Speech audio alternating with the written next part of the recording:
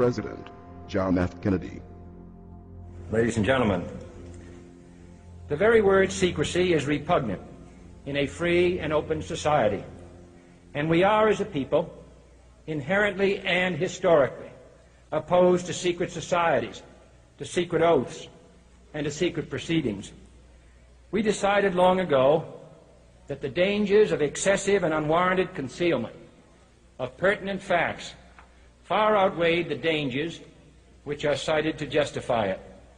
Even today, there is little value in opposing the threat of a closed society by imitating its arbitrary restrictions. Even today, there is little value in ensuring the survival of our nation if our traditions do not survive with it. And there is very grave danger that an announced need for increased security will be seized upon by those anxious to expand its meaning to the very limits of official censorship and concealment. That I do not intend to permit to the extent that it's in my control.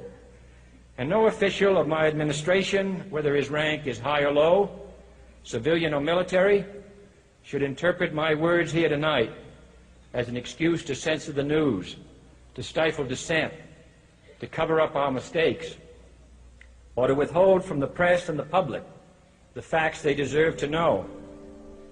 For we are opposed around the world by a monolithic and ruthless conspiracy that relies primarily on covert means for expanding its sphere of influence, on infiltration instead of invasion, on subversion instead of elections, on intimidation instead of free choice, on guerrillas by night instead of armies by day. It is a system which has conscripted vast human and material resources into the building of a tightly knit, highly efficient machine that combines military, diplomatic, intelligence, economic, scientific, and political operations. Its preparations are concealed, not published. Its mistakes are buried, not headlined. Its dissenters are silenced, not praised. Its dissenters are silenced, not praised.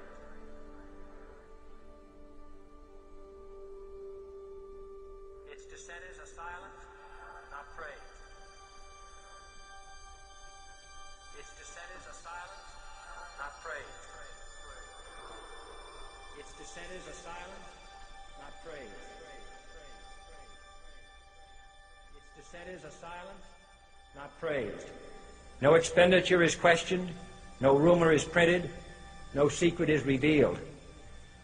No president should fear public scrutiny of his program, for from that scrutiny comes understanding, and from that understanding comes support or opposition, and both are necessary. I am not asking your newspapers to support an administration, but I am asking your help in the tremendous task of informing and alerting the American people.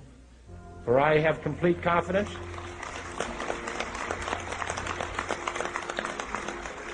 in the response and dedication of our citizens whenever they are fully informed. I not only could not stifle controversy among your readers, I welcome it. This administration intends to be candid about its errors. For as a wise man once said, an error doesn't become a mistake until you refuse to correct it.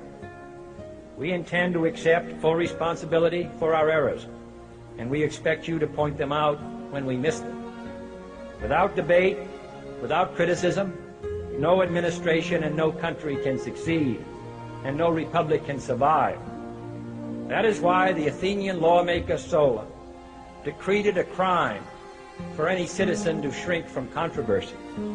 And that is why our press was protected by the First Amendment, the only business in America specifically protected by the Constitution, not primarily to amuse and entertain, not to emphasize the trivial and the sentimental, not to simply give the public what it wants, but to inform, to arouse, to reflect, to state our dangers and our opportunities, to indicate our crises and our choices, to lead, mold, educate, and sometimes even anger public opinion. This means greater coverage and analysis of international news, for it is no longer far away and foreign, but close at hand and local. It means greater attention to improved understanding of the news, as well as improved transmission. And it means, finally, that government at all levels must meet its obligation to provide you with the fullest possible information outside the narrowest limits of national security.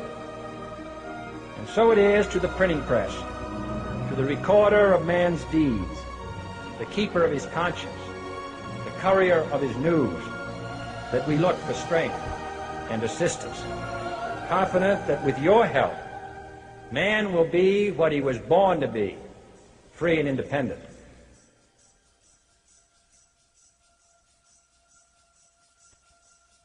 You were both in Skull and Bones, the secret society.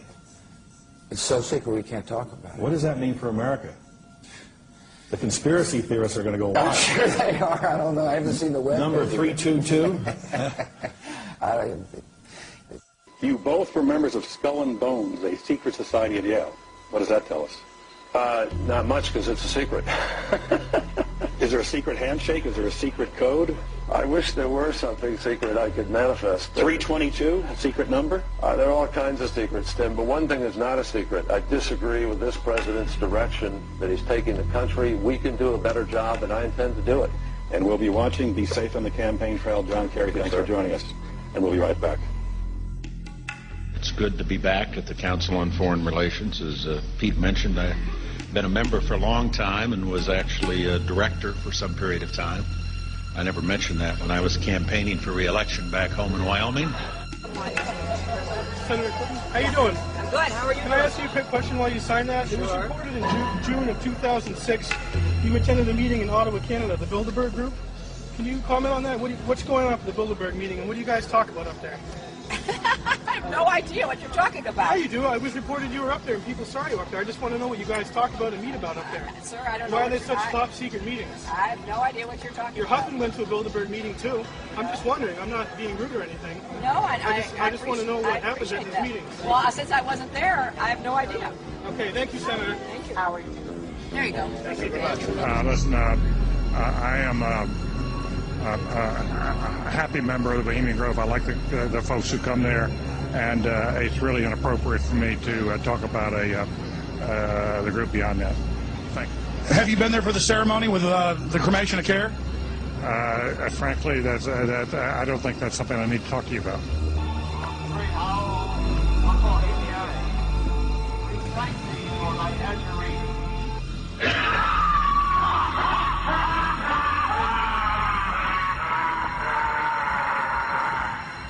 Have you been there for the ceremony with the cremation of care?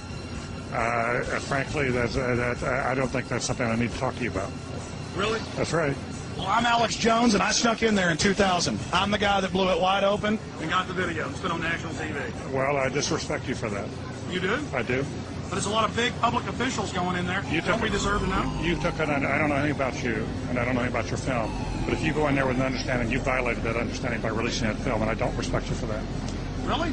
Well, we have public officials. I'm sorry, you took an understanding when you went in there that you would not do that film. And did you have an understanding when you went in there?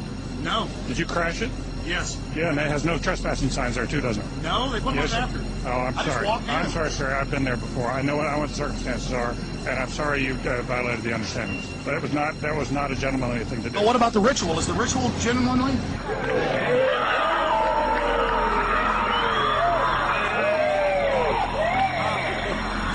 Sir, everything. I don't owe you this comment. I know. This is what's called ambush journalism, and I disrespect you for that as well. So thank you and goodbye. The ritual? It's none of your damn business. Oh.